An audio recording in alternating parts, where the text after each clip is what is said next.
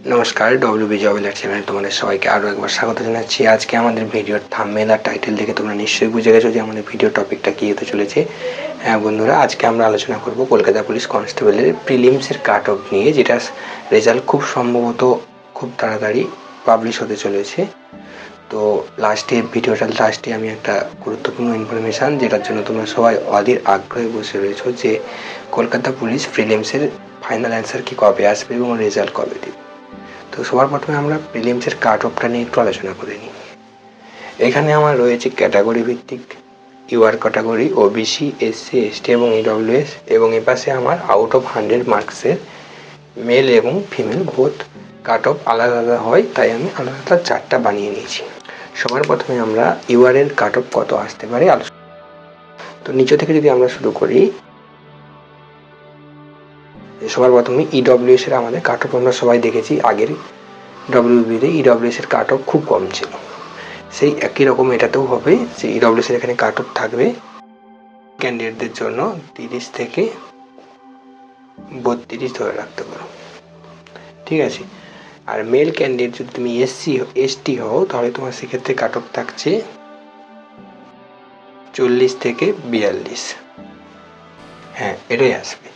যদি তুমি এসসি হও, তাহলে তোমার এখানে কাট অফটা একটু হাই থাকছে 45 থেকে 51।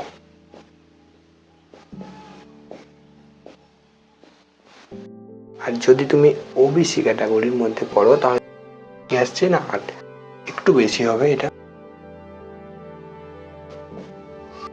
48 থেকে 51। রিজার্ভ ক্যাটাগরির কাট অফ কত আসতে পারে? এটা তোমাদের আসতে পারে 50, 53। এখানে কাট অফটা কম যাওয়ার একটাই কারণ এটা তোমাদের ফাইনাল এক্সাম না। এখানে তোমাদের প্রচুর সংখ্যক ছেলে থাকবে যারা মাঠে ব্যাচ যাবে, এবং এরপরে আবার মেন এক্সাম হবে, অনেকগুলো স্টেপে হচ্ছে, তো সেই জন্য কাট অফ তুলনামূলক কমই আসবে। এবার যদি আমি ফিমেল ইডব্লিউএস দেখি, সেক্ষেত্রে আমাদের আর একটু কমে যাবে, সম্ভবত আরও কম যেতে পারে, তো আমি মিনিমাম এটা ধরে নিয়ে চলছি 25 থেকে 27। এটা ফিমেল ক্যান্ডিডেটের ক্ষেত্রে কাট অফ এর থেকেও কম যাবে। এসটি ক্যাটাগরির হও এবং তুমি যদি ফিমেল হও, তাহলে তোমার যদি নাম্বার 30 থেকে 32 থাকে, তাহলে তুমি এখন থেকে রান প্র্যাকটিস করতে পারো, ঠিক আছে। এরপর আমরা আসছি এসসি নিয়ে। এসসি তোমার 45 থেকে 51 বললাম আমরা মেল ক্যান্ডিডেটদের জন্য। আর যদি তুমি ফিমেল ক্যান্ডিডেট হও, তাহলে তোমার এখানে 36 থেকে 38, এটাই তোমার কাট অফ আসতে পারে। আর যদি তুমি ওবিসি ফিমেল ক্যান্ডিডেট হয়ে থাকো, তাহলে কাট অফটা একটু তুলনামূলক হাই যাচ্ছে, 38 থেকে 40 ধরে নিতে পারো। আর আনরিজার্ভ যখন আমরা বলবো, সেক্ষেত্রে আমাদের কাট অফ এর থেকে কমও যেতে পারে, ঠিক আছে। আমি এক্সপেক্টেড একটু বেশি ধরে নিয়েই চলছি, খুব বেশি হেরফের হবে না, 2-3 নাম্বার হেরফের হতেই পারে কাট অফ, এটা এক্সপেক্টেড কাট অফ।